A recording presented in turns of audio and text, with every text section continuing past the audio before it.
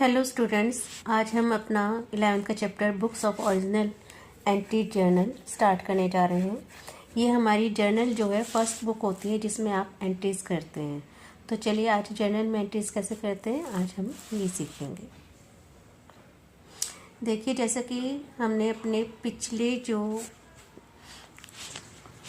Chapters थे उनमें ये पढ़ा था, हमने रूल्स जो इसमें अप्लाई होते हैं डबल एंट्री सिस्टम में जो रूल्स अप्लाई होते हैं वो कौन से अप्लाई होते हैं। वो हमने 3 रूल्स जो थे, 3 अकाउंट्स जो जितनी भी एंट्रीज हैं उसको 3 भाग में गोल्डन रूल्स पढ़े थे कि वो 3 प्रकार के अकाउंट्स होते हैं, personal, real and nominal account, उनमें पढ़ा था। ठीक है, तो वही हम एक बार फिर से रिपीट करते हैं क्योंकि वो ही ये वाले रूल्स जो हैं आपके पूरे अकाउंट्स में काम आएंगे। और ये वाली जो एंट्रीज अगर आप बनाना सीख गए तो ये आपके जो पूरा अकाउंट्स है, होल अकाउंट जितना भी पढ़ोगे उसकी बैकबोन है। मतलब वो आपको अच्छे से आ गई तो आपको अकाउंट्स करना बहुत इजी हो जाएगा। तो इसको समझने के लिए सब रूल्स आपको आने चाहिए जो हमने गोल्डन रूल्स में जो पहले वीडियो बनाई थी उसमें से अच्छे से समझाया हुआ था। एक बार फिर से रिवाइज कर लेते हैं। चलिए, तो जो रूल्स हैं, पहला होता है आपका पर्सनल अकाउंट। पर्सनल अकाउंट का क्या रूल था आपका? Debit the receiver and credit the giver. यानी कि जो रिसीव करने वाला है पर्सनल अकाउंट, अगर वो पर्सनल अकाउंट है तो जो रिसीव कर रहा है कैश को उसको डेबिट करेंगे और जो देने वाला है उसको क्रेडिट कर देंगे। सेकेंड अकाउंट था हमारा रियल अकाउंट जिसमें डेबिट व्हाट कम्स इन, जो भी चीज़ कंपनी में आ रही है, आपके बिजनेस में आ रही है उसको हम डेबिट करेंगे और जो भी जा रही है उसको क्रेडिट कर देंगे। थर्ड आपका अकाउंट था नॉमिनल अकाउंट। इसमें डेबिट जितने भी एक्सपेंसेस हैं या लॉसेस हैं आपकी कंपनी के वो सारे डेबिट हो जाएंगे और जितने भी इनकम्स और प्रॉफिट हैं वो आपकी क्रेडिट हो जाएंगी। तो आपको कोई भी एंट्रीज आगे बनानी है तो उसमें यही सब 2 स्टेप्स जरूर फॉलो करने हैं। पहले की इफेक्ट कौन, किसी भी एंट्री का इफेक्ट 2 जगह कौन सा आ रहा है, ठीक है, वो पर्सनल अकाउंट है, रियल अकाउंट है, नॉमिनल अकाउंट है, कौन सा अकाउंट है। फिर उस अकाउंट के अकॉर्डिंग ही उसको डेबिट और क्रेडिट करेंगे। तो चलिए हम एक एग्जांपल से आगे बढ़ते हैं। इन रूल्स को फॉलो करते हुए हम एग्जांपल ले रहे हैं, उसी के अकॉर्डिंग हम नीचे ये देखिए एग्जांपल है। आपको एक जर्नल का लेआउट बता देती हूँ। देखिए, जर्नल हमारा कुछ इस तरीके से होता है। जर्नल ऑफ, यहाँ पे ऊपर कंपनी का नेम आ जाता है जिस कंपनी का बना रहे हैं। यहाँ पे डेट आ जाती है, जिस डेट की ट्रांजैक्शंस हैं उस डेट की ट्रांजैक्शंस को यहाँ लिखते जाते हैं। एक कंपनी में बहुत सारी ट्रांजैक्शंस होते हैं। अगर थोड़ी सी ट्रांजैक्शंस है तो एक जर्नल ही बहुत है, यही बनाया जाता है। लेकिन अगर एक कंपनी बड़ी कंपनी है, बिग साइज़ की है, तो उसमें बहुत सारी एंट्रीज होती हैं। तो इस जर्नल को आगे से हम सब डिवाइडेड भी कर सकते हैं, जैसे sales account, purchase account, sales return, purchase return, ये वाले जो अकाउंट्स हैं उनको हम अलग भी बना सकते हैं। लेकिन अगर छोटी कंपनी है, थोड़ी सी एंट्रीज हैं, तो आप सिर्फ एक जर्नल से काम चला सकते हैं। तो देखिए जर्नल में, और ये पर्टिकुलर्स होते हैं, बीच में डेबिट क्रेडिट जो भी है हम एंट्रीज करते हैं वो यहाँ लिखी जाती है। लेज़र फोलियो, LF का मतलब लेज़र फोलियो, मतलब जर्नल से हम जब आगे की बुक्स में इन एंट्रीज को ट्रांसफ़र करते हैं तो वो हम लेजर में करते हैं। तो जिस, मान लीजिए यहाँ पे हमने कोई एंट्री की, उससे हमने आगे यहाँ पे मान लो आपका बिल्डिंग की कोई एंट्री है, उस बिल्डिंग की एंट्री को आगे बिल्डिंग अकाउंट में हम जब लेजर में ट्रांसफ़र करते हैं तो वो जिस पेज पर करी गई है तो वो पेज नंबर यहाँ पे डाल दिए। मान लीजिए वो लेजर में 40 नंबर का पेज है आपका, तो वो 40 नंबर यहाँ डाल दिया जाएगा लेजर फोलियो में। इससे ये पता चल जाता है कि एक तो ये वो एंट्रीज कहाँ लिखी गई है और दूसरा कि कोई एंट्री रहती नहीं है, छूटती नहीं है हमारी, क्योंकि उसके आगे लिख दिया जाता है इस पेज नंबर। अगर किसी पे नहीं लिखा गया इसका मतलब उसकी एंट्री आगे नहीं हुई है। अमाउंट डेबिट और अमाउंट क्रेडिट, यानी डेबिट वाले अमाउंट में डेबिट वाली एंट्री आ जाएगी और क्रेडिट वाली एंट्री का अमाउंट क्रेडिट में आ जाएगा। तो इस तरह से हम इस जर्नल में एंट्रीज करेंगे। तो देखिए, सबसे पहले चलिए हम एक एग्जांपल लेते हैं। 2025 का है ये दिसंबर, और इस साइड में डेट्स डाली हुई हैं, 1 दिसंबर को क्या हुआ, 2 दिसंबर को कौन सी एंट्री, 4 दिसंबर को, इस तरीके से। तो देखिए पहली जो हमारी एंट्री है वो है Mittal and sons. Mittal and sons की कंपनी है, started business with cash 60,000 rupees. Mittal and sons ने 60,000 से अपना बिजनेस स्टार्ट किया है। तो देखिए उस एंट्री का हमारे पास क्या पड़ेगा कि हमारे पास कैश आएगा और कैपिटल इफेक्ट होएगी। तो कैश आ रहा है तो रूल कौन सा लगेगा, कैश अकाउंट डेबिट, ठीक है, और कैपिटल अकाउंट देने वाला कौन है, कैपिटल को क्रेडिट करेंगे। तो इस ऊपर यहाँ पे आपकी डेट आ जाएगी, डेट की जगह पे 2025 दिसंबर 1, ठीक है। तो यहाँ 2025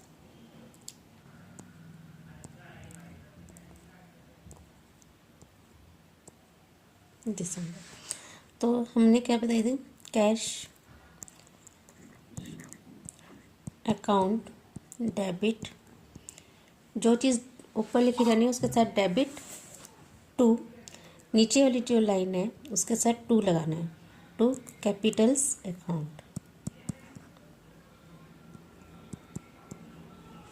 क्लियर, कितना था 60,000, तो यहाँ 60,000 आ जाएगा।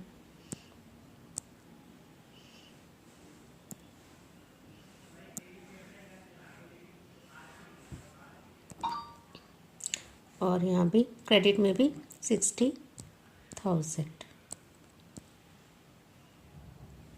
क्लियर, जब हम ये एक जर्नल एंट्री लिख देते हैं तो उसके नीचे हमें उसके बारे में भी लिखना है कि वो एंट्री किस चीज़ के लिए बनाई गई है।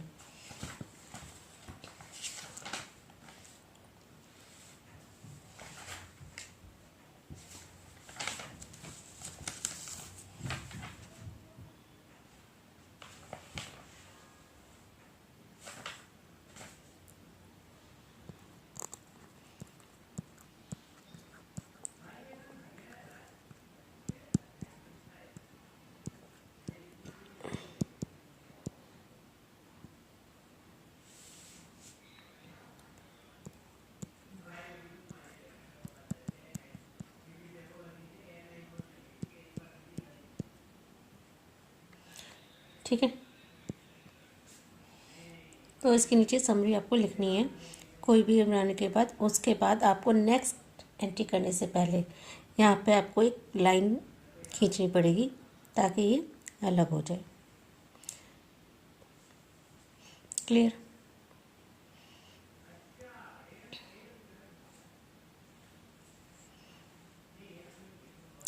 सेकंड जो एंट्री है अब देखते हैं कैसे हो रही है। सेकंड जो है परचेज्ड गुड्स फॉर कैश। अब देखिए एक चीज़ है, यदि जिस चीज़ का हम बिज़नेस कर रहे हैं उस चीज़ को हम उससे रिलेटेड सामान को लेते हैं बेचते हैं तो वो गुड्स में आते हैं, लेकिन उस कंपनी के यूज़ के लिए और सामान हो गया, बिल्डिंग हो गई, मटेरियल कोई और मटेरियल लिया, मशीनरी हो गई, तो फिर वो मशीनरी के नाम से आएगी, ठीक है। तो यहाँ पे गुड्स है, परचेज गुड्स फ्रॉम सुंदर। अब यहाँ परचेज गुड्स फॉर कैश, हमने कैश में चीज़ें खरीदी हैं 10,000 से। अब इससे हमने क्या चीज़, दो चीज़ रिफ्लेक्ट हो रही हैं आपकी, एक तो गुड्स आ रही हैं और दूसरा कैश जा रहा है। अब जो चीज़ गुड्स की लेन देन होगी हमारे पास वो हम परचेज एंड सेल से दिखाएंगे, ठीक है, वहाँ हम परचेज एंड सेल से और यूज़ करेंगे। तो परचेज चीज़ें हमारे पास आ रही हैं तो वो कौन सा अकाउंट है, रियल अकाउंट है। रियल अकाउंट में words comes in debit and word goes out credit. तो हमारे पास परचेज अकाउंट डेबिट हो जाएगा यहाँ पे। और ये हमारी 2 तारीख की एंट्री है। तो देखिए 2, यहाँ पे 2 डाल दीजिए आप, दिसंबर 2, ठीक है।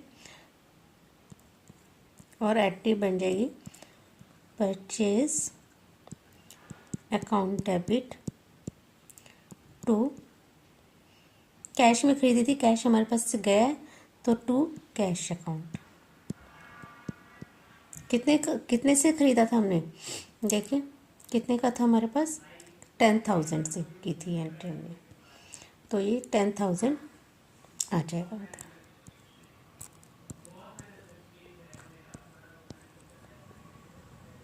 क्लियर।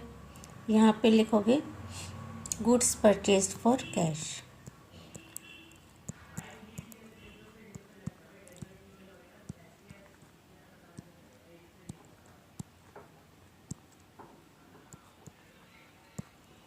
ये हमारी एक एंट्री कंप्लीट हो गई। उसके नीचे फिर हमारे पास लाइन ये हो गई। अगली जो हमारे पास है, देखिए क्या आती है, परचेज गुड्स फ्रॉम सुंदर। अब देखिए हमने ऊपर जो परचेजिंग करी थी वो कैश में करी थी, ठीक है। अब यहाँ पे हमारे पास कैश नहीं आया, इसने नाम लिखा है सुंदर का। आपको ये बात ध्यान रखनी है, अगर कैश में खरीदी होगी तो कैश आएगा ना, यदि किसी का नेम आ गया तो उसका मतलब हमने वहाँ पे क्रेडिट में परचेज की है, कैश में नहीं करी। इस बात का विशेष ध्यान रखें। नोट इट कि अगर नेम आ रहा है, जिससे भी खरीदा लेन देन किया है वो नेम आ रहा है तो वो क्रेडिट पे हुई है एंट्री, कैश में नहीं हुई। तो यहाँ पे सुंदर वर्ड जो सुंदर है, सुंदर का अकाउंट खुलेगा, ठीक है।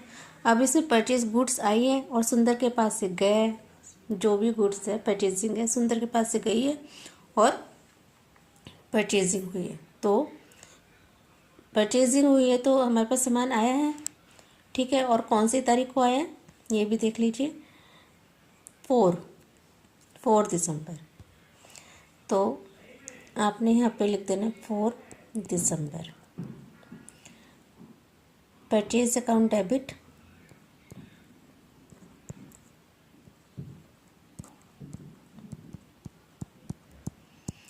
टू सुंदर, ठीक है। अब आपको यहाँ पे एक बात ध्यान देनी है, यदि हम किसी का नेम लिख रहे हैं, ठीक है, किसी का पर्सनल अकाउंट है तो उसके आगे अकाउंट लगाने की ज़रूरत नहीं होती। यहाँ पे आप टू सुंदर आगे अकाउंट लगाने की बिल्कुल भी ज़रूरत नहीं है, ओनली टू सुंदर करेंगे हम। तो ये कितने पे क्रेडिट परचेज हुई थी हमारी, 8,000 पे, तो ये आ जाएगा 8,000।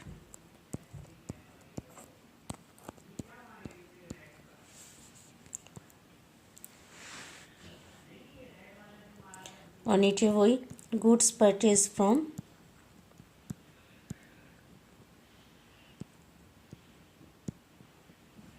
सुंदर, ठीक है। और ये लाइन आ जाएगी।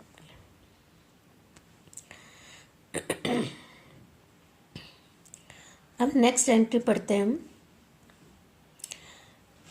Purchased furniture for cash. 5 तारीख को हमने फर्नीचर कैश में खरीदे 6,000 रुपये से। इसमें कौन से दो अकाउंट रिफ्लेक्ट हो रहे हैं हमारे, एक तो फर्नीचर आ रहा है और कैश जा रहा है। तो फर्नीचर कौन सा जो चीज़ आ रही है, real account, furniture account debit, और कैश जा रहा है तो टू कैश अकाउंट 5 तारीख को 6,000 से, ठीक है। तो इसकी यहाँ पे 5 दिसंबर डेट डाल देंगे हम।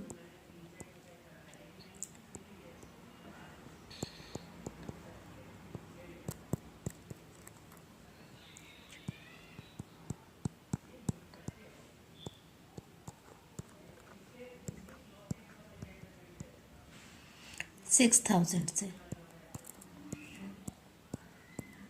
अब देखिए, क्योंकि हमारा जो गुड्स है वो परचेज होते हैं तो परचेज अकाउंट आता, लेकिन यहाँ पे गुड्स नहीं है, फर्नीचर है, तो फर्नीचर के नेम से ही अकाउंट खुलेगा, ठीक है। और समय में फर्नीचर परचेज्ड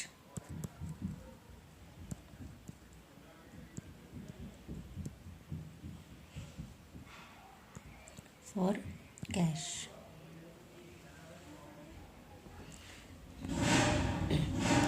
नेक्स्ट एंट्री की तरफ चलते हैं। पेड कैश टू सुंदर। 11 तारीख को हमने सुंदर को कैश दे दिया 6,000 रुपीज़। ऊपर देखो हमने सुंदर से 8,000 में खरीदा था सामान, परचेजिंग करी थी क्रेडिट पे, और 6,000 हमने उसे पे कर दी 11 तारीख को। तो अब तो कौन से अकाउंट रिफ्लेक्ट हो रहे, कैश जा रहा है और सुंदर के पास पैसे आ रहे हैं, है ना। तो सुंदर के अकाउंट को जो हमने पहले क्रेडिट किया था, अब वो सुंदर के अकाउंट को हम डेबिट कर देंगे और टू कैश 11 तारीख को 6,000 से। सुंदर पर्सनल अकाउंट है, जिसके पास आ रहा है वो अकाउंट डेबिट होएगा, ठीक है। Sundar account debit to cash account 6,000 for paid to Sundar. Sundar की हमने पेमेंट करी है, इसके लिए आ रखा है, और हमने पेड करी है कौन सी तारीख को, 11 तारीख को। तो यहाँ पे आपकी डेट आ जाएगी 11 दिसंबर। ओके, ये हमारी नेक्स्ट वो बन गई है।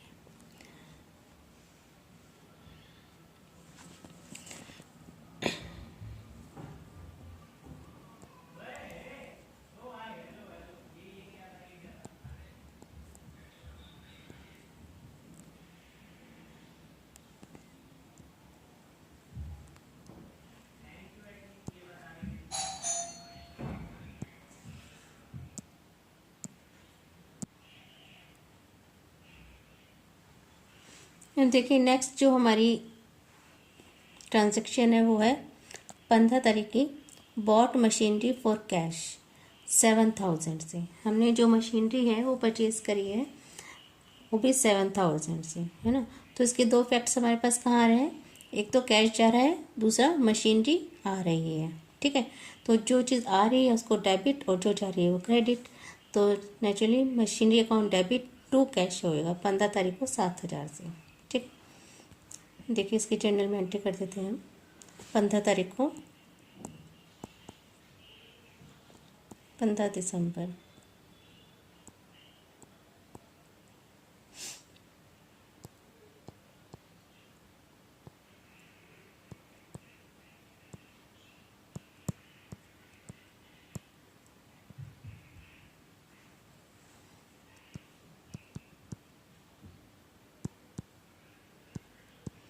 डेबिट टू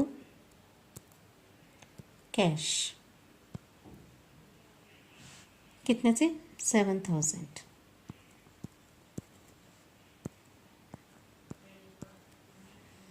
ठीक है। और इसकी समरी क्या आ जाएगी, मशीनरी परचेज्ड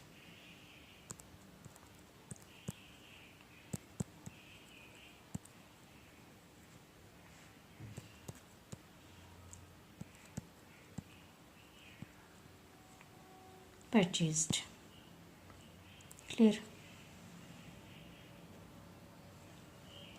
ये आपकी होगी 15 तारीख दिसंबर की मशीनरी परचेज की जर्नल में एंट्री। नेक्स्ट पेड रेंट 25 तारीख को हमने पेड रेंट किया है 1,000 रुपये का। अब देखिए जो रेंट है हमारा कौन से अकाउंट में आता है, रेंट हमारा एक खर्चा है, एक्सपेंस है। एक्सपेंस क्या होता है, देखिए एक्सपेंस नॉमिनल अकाउंट है, डेबिट ऑल एक्सपेंसेस, एक्सपेंसेस को हमने डेबिट करना है। तो जो रेंट है, रेंट को हम डेबिट करेंगे